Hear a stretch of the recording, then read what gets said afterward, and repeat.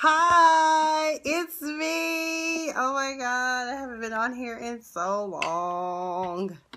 It's Miss Sophia the Diva, and because I'm doing this for my YouTube channel, I will also ask that you like this video and subscribe to my YouTube channel. This one's going to be a little bit on the more serious side, so get ready. I've seen a lot of back and forth this week with regards to another young man who we shall say is suffering from... Wait a minute. You know what, Frontier? I'm going to need for y'all to stop jacking with my internet. I am trying to have a discussion here with my friends on Facebook. Get it together, okay? So this video, as I was starting out to say, is going to be a little bit serious, a little bit comical, because we got to talk about Bobby Brown. We haven't talked about that. Being Bobby Brown. But I wanted to talk for a minute briefly about a couple of legal cases that have come up. As many of you know, I am in no way a licensed practicing attorney. These are just my personal opinions on the matter, and this is just me based upon me reading and comprehending some legal statutes. Up first, I want to talk about the Stanford rape case. Everyone is talking about the Stanford rape case. Brock Turner and his ignorant ass family. Yes, I said ignorant ass family, because you got to be stuck on stupid to say some of the stuff that his family and friends have said. But we know that to be, when you are in the role of being privileged, you might not know any better, which is why we now have terms in the 21st century known as affluenza. Chew on that for a minute. And although they didn't say that this was an affluenza defense, we can infer that it in fact was. Brock Turner, as many of you may know, was a champion swimmer at Stanford University, which is the only Ivy League school here on the West Coast. And he essentially decided that, hey, look, a drunk girl, I'm going to take advantage of her and take her back behind this garbage can here and have my way with her. Oh, but I'm drunk too, so I'm just going to pass out on top of her while I'm getting it in. Who in their right mind would think that that would be the logical thing to do is beyond me. To me, it sounds like someone who is totally insane and totally out of their fucking mind, okay? You have to be. To take somebody's livelihood, to take their innocence. So what if she was drunk? That doesn't give you a license to rape them. But then, the other issue is this that I saw, and I really, really, really, really want to educate as many people as I can. If this had been in a different jurisdiction, maybe the outcome would have been different. But this is the state of California. This was Santa Clara County. This was not Vanderbilt. This was not on the East Coast in Tennessee. And many people are trying to do a comparison of the cases between Brock and this other young man who about 3 years ago with two of his fellow football players. So we do have a parallel there. We have athletes taking advantage of women while they are in a vulnerable state, not having the capacity to properly give consent. Okay, so we have those factors. But you have a white male here in California. You have a black male in the state of Tennessee. Let me just tell y'all something. Maybe it would have been different. Maybe it would have been the same. Tennessee's rape laws, especially their sentencing guidelines, are a little bit more stringent than the state of California. Rape, the type of rape that Corey Batty, who I'm talking about in Tennessee, that he was convicted on, was a Class A felony known as aggravated rape. Okay? Aggravated rape in the state of... Aggravated rape in the state of Tennessee is defined as sexual penetration of a victim using force, coercion, a weapon, causing physical injury, or while aided by another person and using force or coercion, or knowing the victim is mentally or physically incapacitated, okay? This particular felony, which he was convicted on, I think it was like 7 counts of it, 15 to 60 years. He faces 15 to 25. He has not been sentenced. His sentencing date, I believe, was moved to July 15th because he did a retrial. He was convicted on aggravated rape, and I forgot what the other one was. But either way, he also faces a fine of $50,000 when he gets out. So, here in California, however, even though rape is essentially defined as the same thing, let's see. He was convicted on the intent to commit rape of an intoxicated, unconscious person, penetration of an intoxicated person, and penetration of an unconscious person. Okay. Rape here in the state of California is defined as an act of sexual intercourse accomplished with the person, not the spouse of the perpetrator, under any of the following circumstances.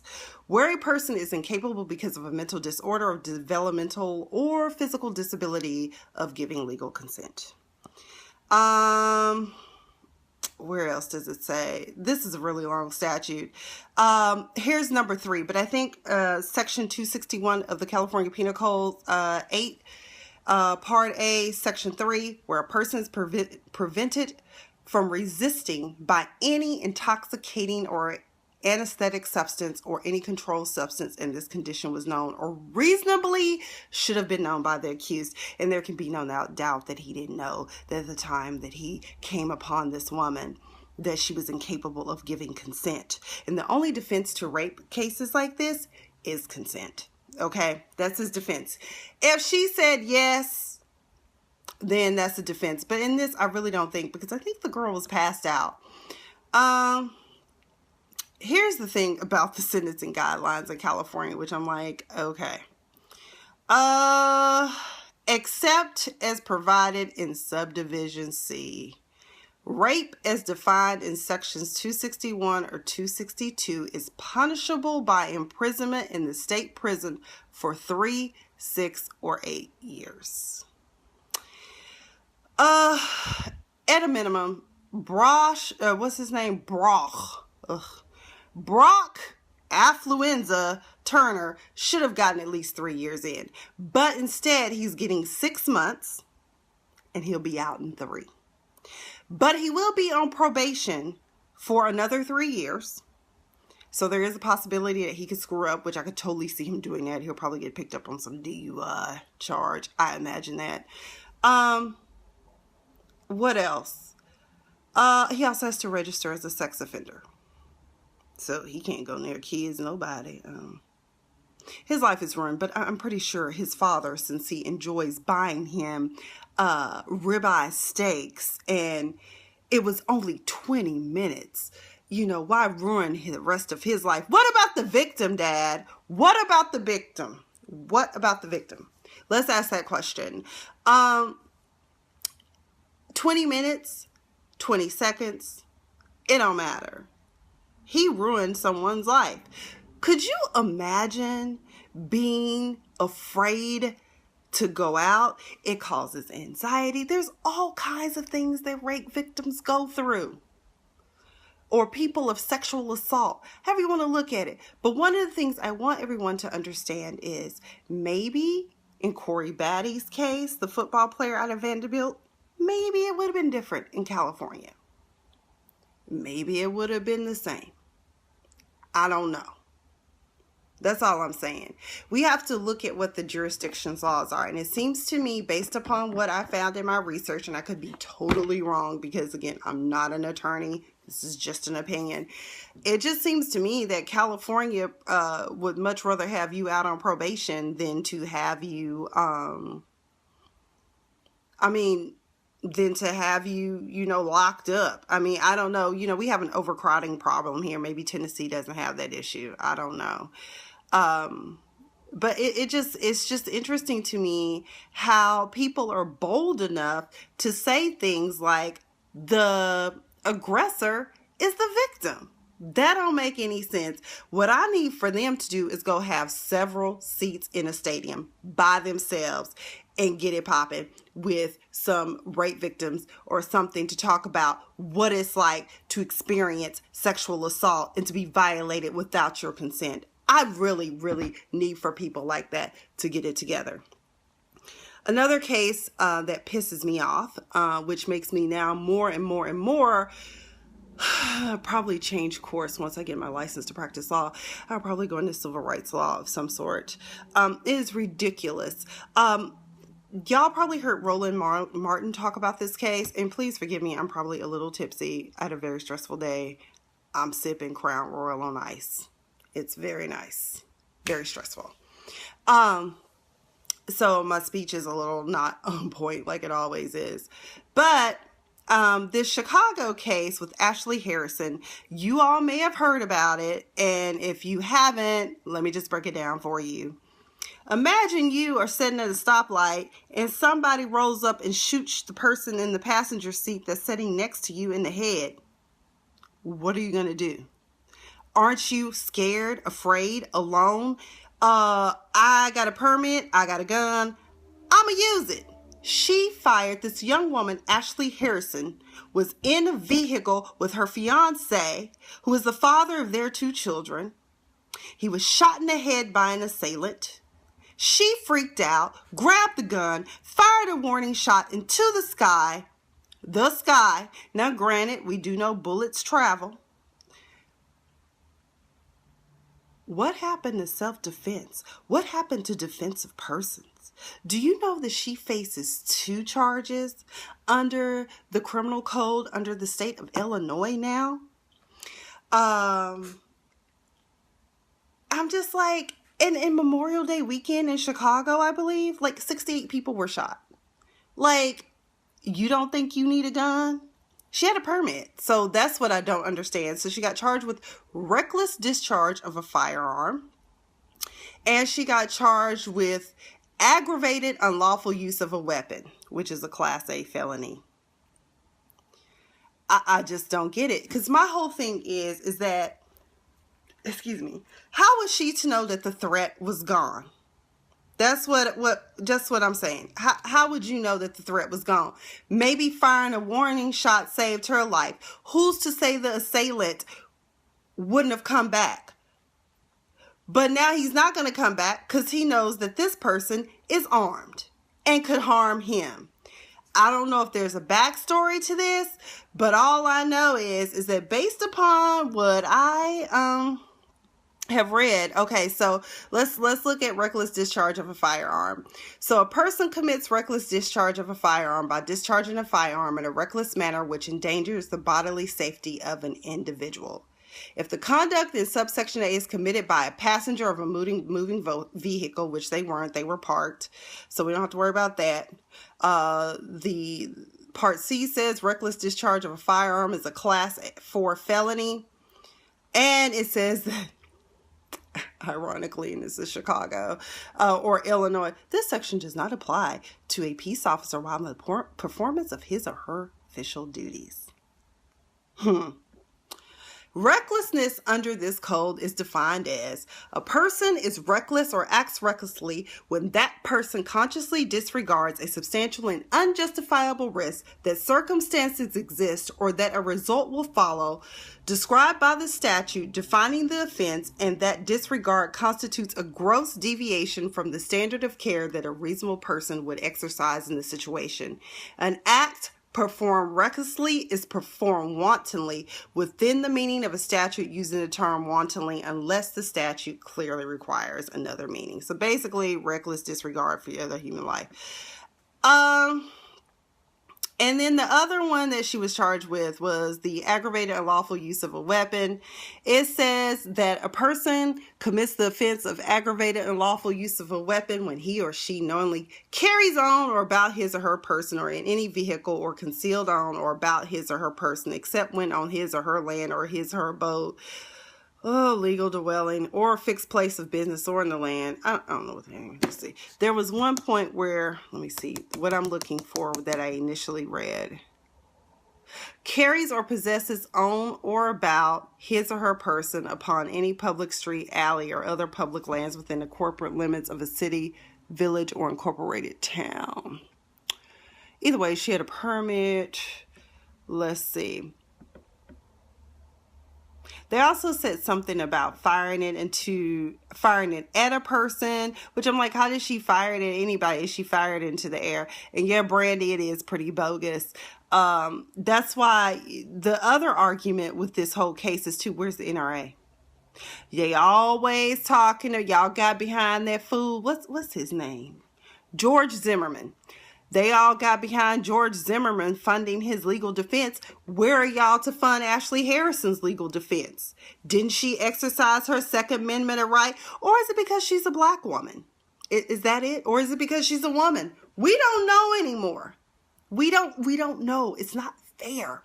And here's the funny part about this case is that the prosecutors took this to court. And the judge even asked them, basically, are y'all like y'all rabbit ass, man? Because this sounds like self-defense to me.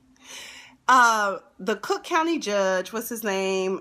Judge Adam, Donald Borges Jr., asked prosecutors if she had any other choice, saying, that sounds like self-defense to me. What would you have her do? I mean, she chose the life to be out here with guys like that and to do that sort of thing. The judge set her bond at $250,000. I don't know. These are just two cases I wanted to touch on. For Ashley, she does have the defense, a self-defense, which is an affirmative defense under the Illinois Criminal Code. It says that a person is justified in the use of force against another when and to the extent that he reasonably believes that such conduct is necessary to defend himself or another against such other's imminent use of unlawful force.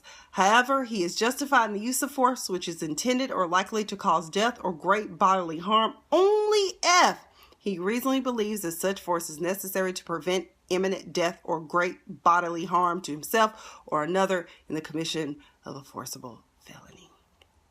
In no case shall any act involving the use of force justified under this section give rise to any claim or liability brought by or on behalf of any person acting within the definition of an aggressor.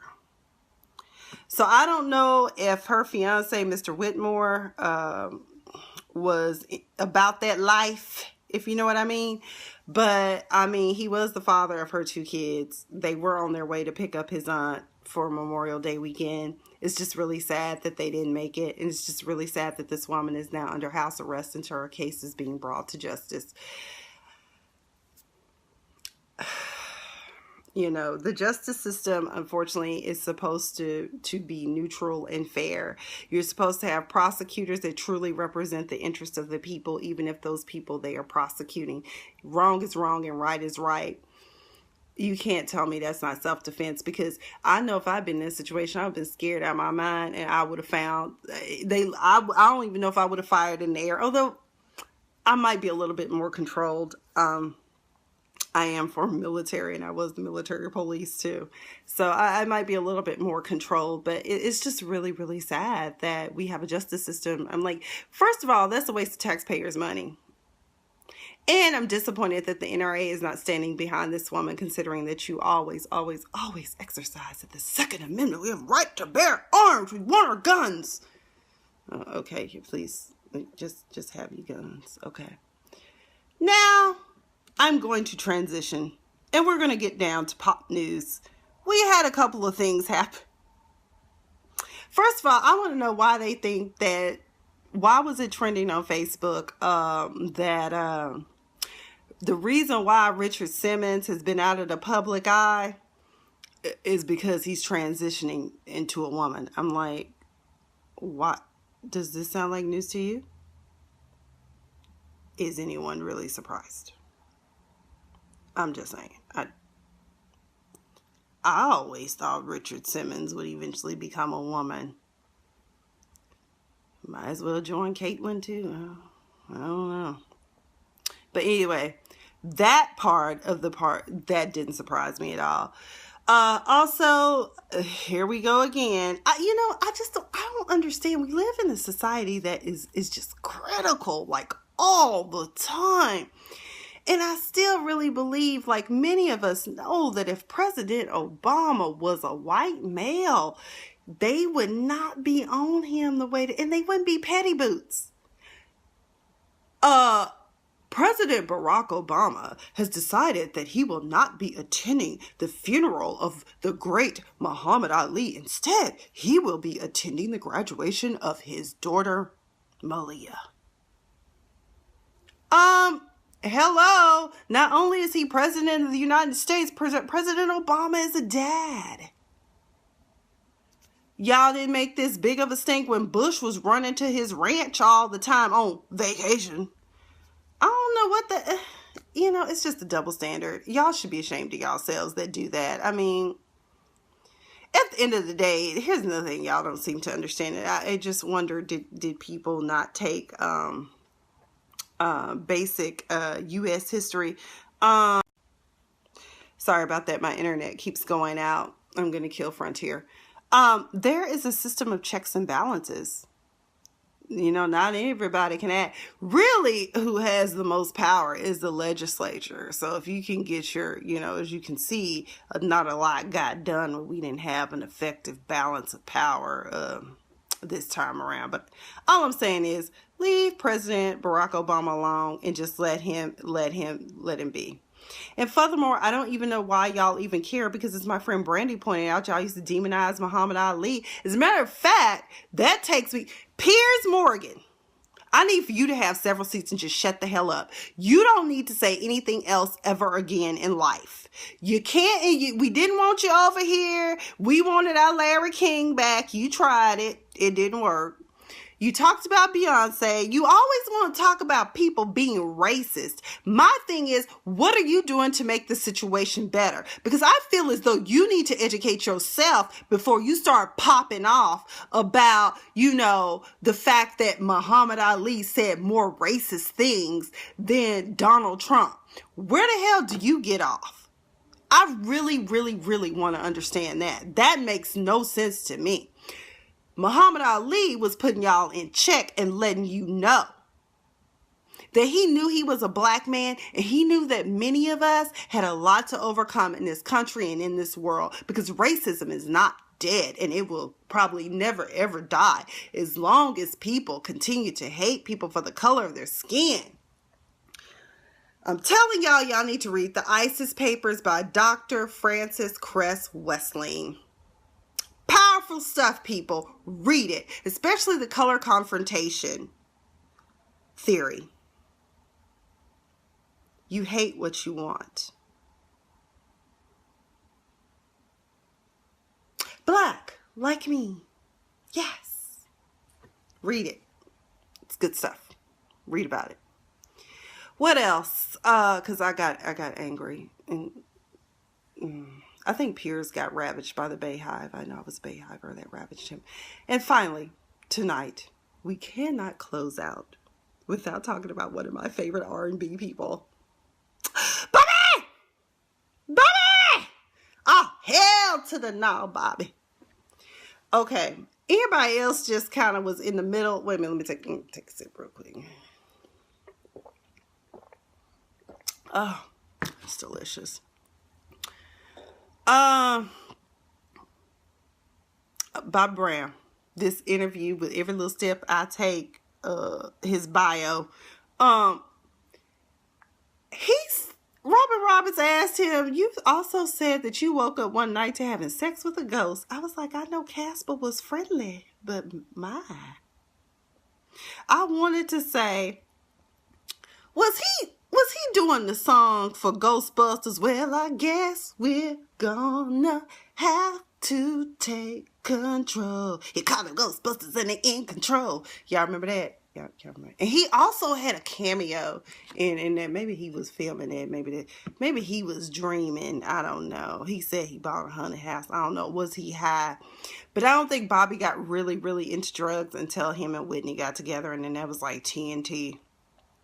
And Mama Sissy is not here for his interview.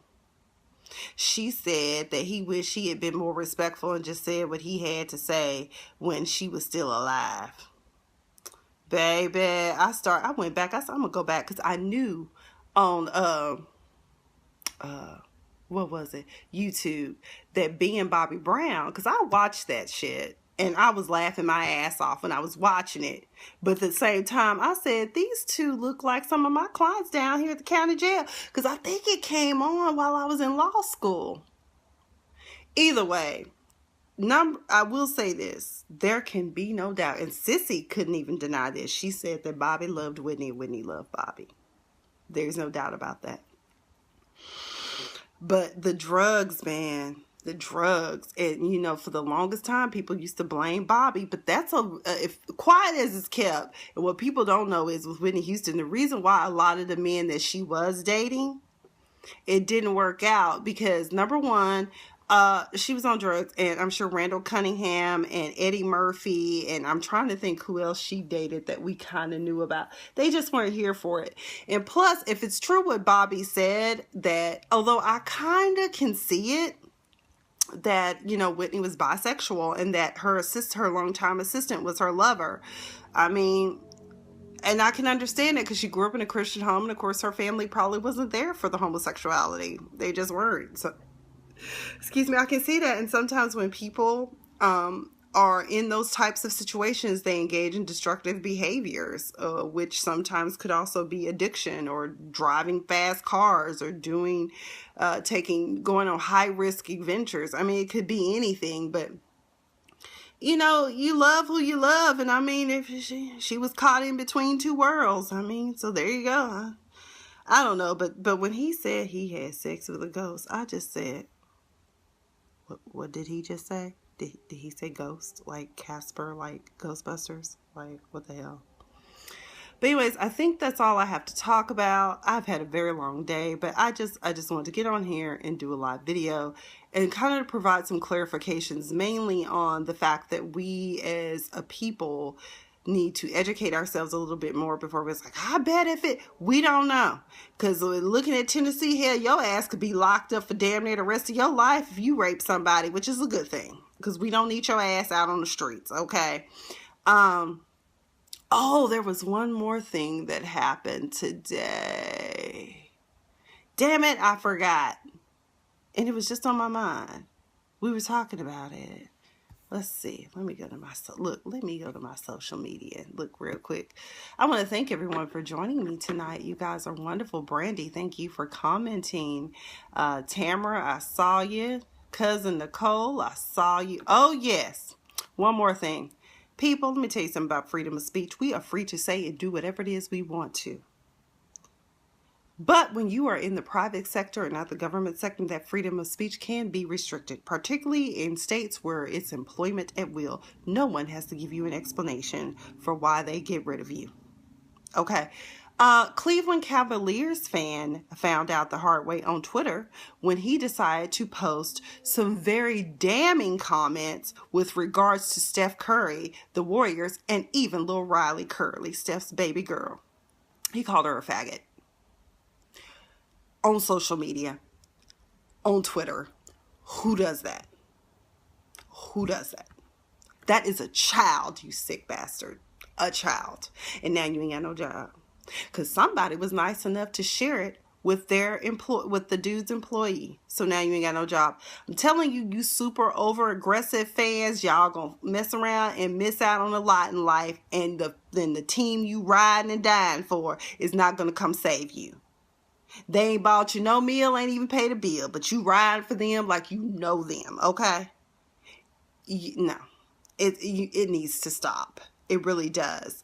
And, you know, I was on social media. I found out that a lot of people really don't understand what freedom of speech means. It means that you are free from the government not repressing your ideas and your beliefs. You have freedom of press, freedom of religion, government, federal level.